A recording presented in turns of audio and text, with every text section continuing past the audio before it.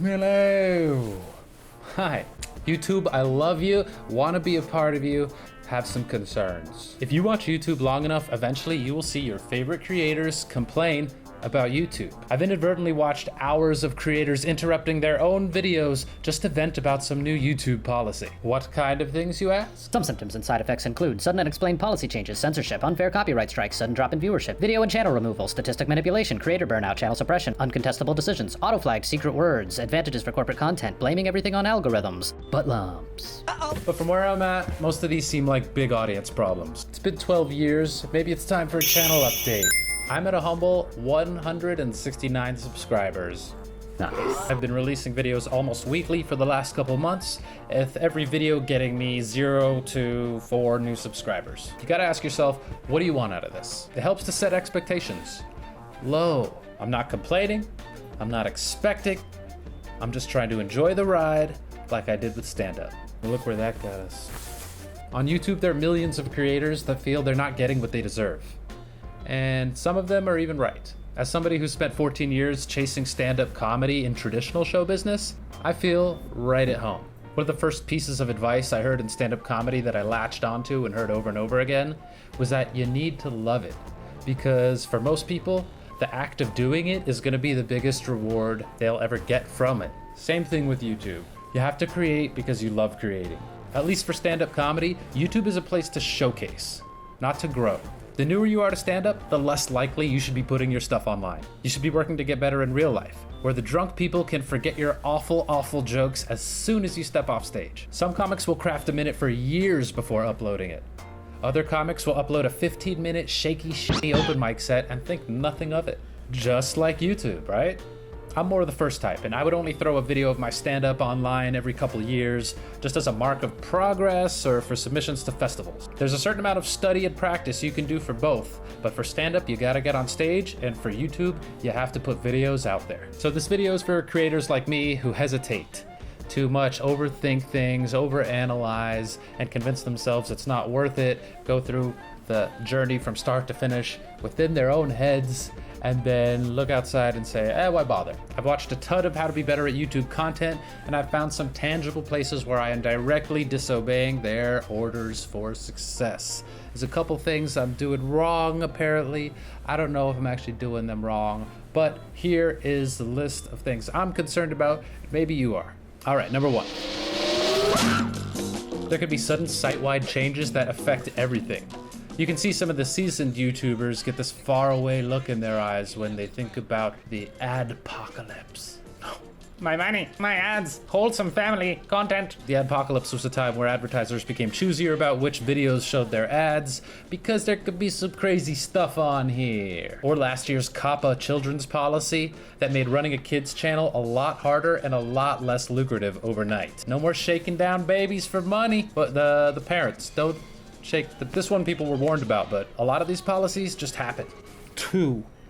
YouTube ad revenue has been continually devalued and even mocked by creators who say that it's worthless unless you're in the hundreds of thousands or millions of views. Over the past few years, almost every channel I follow has started a Patreon in the hopes of making some kind of a living from their videos. And hell, it even worked because I signed up and I support like 10 people at $1 a month. Because I'm the savior of the arts. 3. When I post a video for the first time, I am excited and proud. The second time, I feel like a desperate old hack. Why?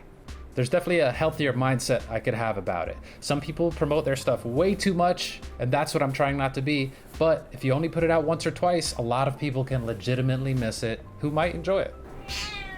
Zadie, what do you think? Also, I was depending on Facebook as too big of a place to share my content. I was getting very depressing results, and you have to realize that YouTube and Facebook are mortal enemies in vying competition for your eyeballs.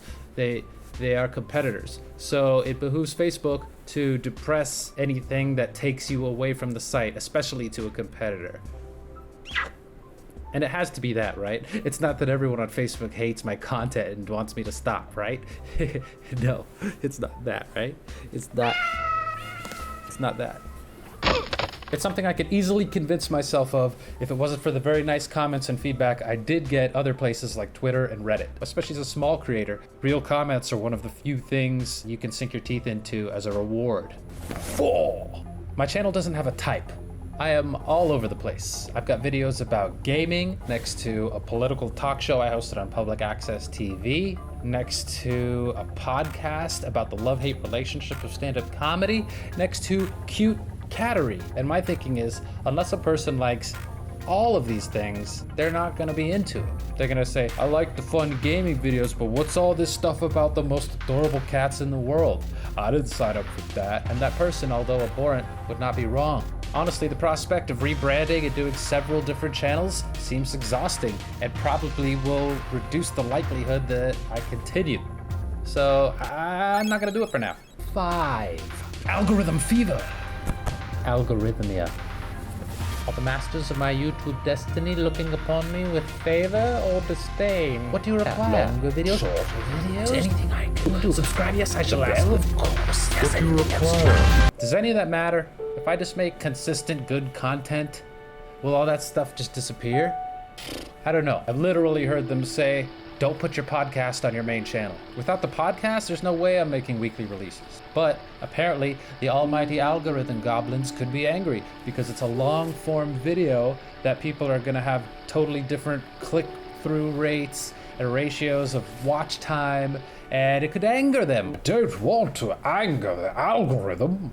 Without the podcast, I'm not going to get a weekly release. What's more important, the weekly releases or the specialized content? I don't got enough stat points for every ability. Again, I could focus more on creation and worry less about them tube guts. 6. And just like showbiz, for every person to make it, there are 1,000 more ready to show you how you can. And I checked it out. I enrolled in YouTube University, dropped out, did a few semesters in Clickbait Community College, and then wandered into YouTube's dark, dank basement of being a corporate radicalizing, bigoted nightmare portal. Ha! 7. The trending page. It's kind of depressing to see what the most popular stuff on YouTube is. Most of the time it's a quarter music videos, quarter news and events, quarter tech or specialty, and a quarter vloggery and clickbait disgustingness. Just the most worthless content. I see the thumbnails and I have a physical, it might be good content, some of it, but some of it is just so, we ate fart sandwiches. YouTube drama chapter 5,000,004. Watch us waste valuable resources for no reason. I don't like you. I actually have an idea for one of these videos. I want to take chocolate chip cookie dough ice cream, take all the cookie doughs out, smush them into cookies, and see which ice cream brand has the best frozen cookie dough ice cream taste test challenge bake-off. A couple people have done similar things. I don't like how they did it. I parallel thought it. Okay, so I'm not biting off of it's cookies. I'm not the first, I'm not the last to think of this. And if I ever do make that video, you can see it by clicking right here.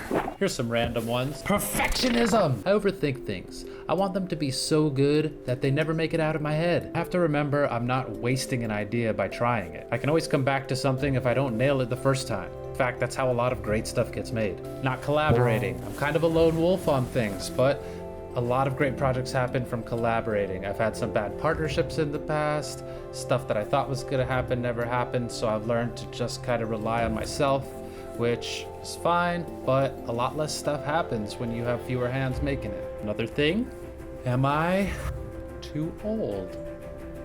35, all right? Look at this gray. See, this gray came in my 20s. Look. I know it's a young person's place on YouTube, but it's kind of everyone's place on YouTube. Is 35 old? I don't know. If an older creator came up to me and asked, is it worth it? I'd say, of course, let's try it from 45, 85, 90. It's just funny to start thinking about stuff like that when you get older. If you're alive, you're good. A much later lesson I learned in stand-up was the funniest people aren't necessarily the most successful. There's a lot more to the equation than pure talent. And the same is true here. There's networking, marketing, branding, hustling, who you know, and a fat slice of luck. Few creators will make it with nothing but good videos, but the majority of us are gonna have to learn stuff like analytics and SEO, search tags, channel art, and how to kiss the almighty glowing eyeball ring of the Illuminati algorithm. Stuff that can seem confusing, sinister, and just plain boring, like regular jobs. Whew.